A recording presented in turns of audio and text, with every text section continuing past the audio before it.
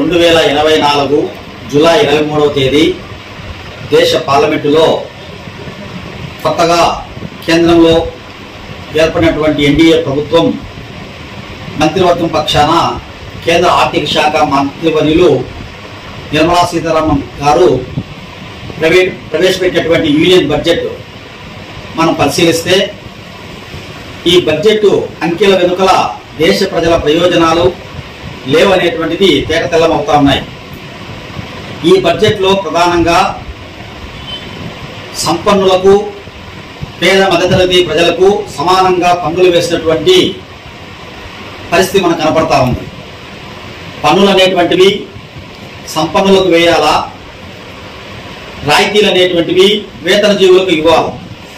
దీన్ని ఈ పార్లమెంటు విస్మరించింది. రెండోది, ఈ బడ్జెట్లో ప్రత్యక్ష పన్నులు తగ్గించినట్టుగాను చూపిస్తూ అంకెలు పరోక్ష పన్నులు విపరీతంగా పెంచినటువంటి పరిస్థితి కనపడతా ఉంది. అలాగే ధరల అదుపు విస్మరించింది. ఈరోజు సగటు దేశ ప్రజానికం వాళ్ళ ఆదాయానికి మించి వారి ఆహార వస్తువుల కొనుగోలుకు ఖర్చు పెట్టాల్సిన పరిస్థితి ఏర్పడతా ఉంది.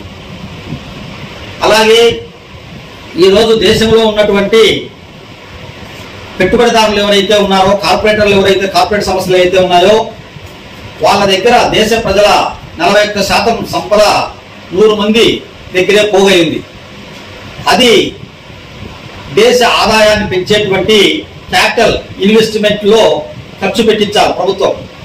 అట్లా పెట్టించకుండా స్లోగా ప్రభుత్వ విధానాలు ఉండడం వల్ల వారు విలాసాలకు ప్రజల ధనం వాళ్ళ దగ్గర పోయింది ఖర్చు చేసుకొని దుబారా చేస్తా ఉన్నారు.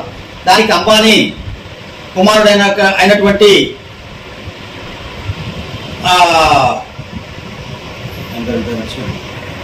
ముఖేష్ అంబానీ కుమారుని పెళ్లికి సుమారు 5,000 కోట్ల రూపాయల పైచులకు ఖర్చు చేసినటువంటి పరిస్థితి మనము టీవీలో, పేపర్లో రోజు చూస్తా ఉన్నాం.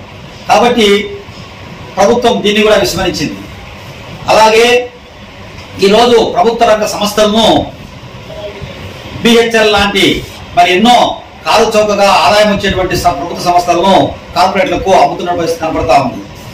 అలాగే కేంద్ర ప్రభుత్వం తెచ్చేటువంటి అప్పులు ఏవైతే ఉన్నాయో వాటిని ఆదాయాన్ని పెంచేటువంటి రంగాల్లో ఖర్చు చేయాలి.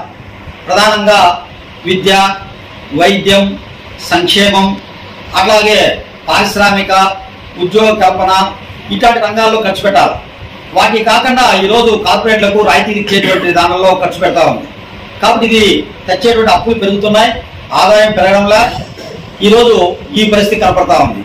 దీనివల్ల ఏర్పడేటువంటి ద్రవ్యోల్బణం ఏదైతే దేశంలో ఉందో దాన్ని పూడ్చుకోవడానికి ఈరోజు దేశ పేద మధ్యతరగతి ప్రజలపైన మోయలేనటువంటి పన్నుల భారాలు కేంద్ర ప్రభుత్వం వేస్తున్నటువంటి తీరు ఈ బడ్జెట్ లో మనకు కనపడతా ఉంది. మొత్తంగా చూసినప్పుడు ఈ బడ్జెట్ అంకెల వెనకల ప్రజల ప్రయోజనాలు లేవనేటువంటిది సిపిఎం పార్టీ చెప్పదలుచుకునింది. జి చంద్రశేఖర్, సిపిఎం జిల్లా కార్యదర్శి, కడప.